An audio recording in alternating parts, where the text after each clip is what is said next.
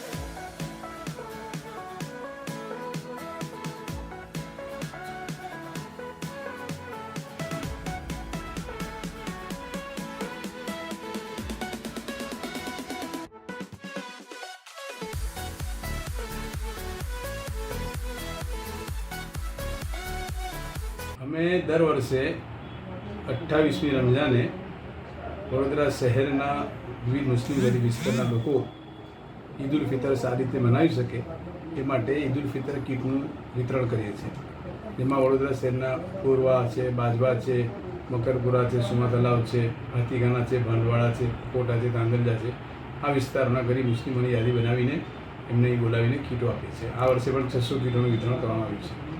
કેટલા વર્ષથી કરો તમે? ટ્રસ્ટની સ્થાપનાથી ત્યારથી અમે આ કામ કરીએ છીએ. લગભગ 2011થી આ કામ કરીએ છીએ.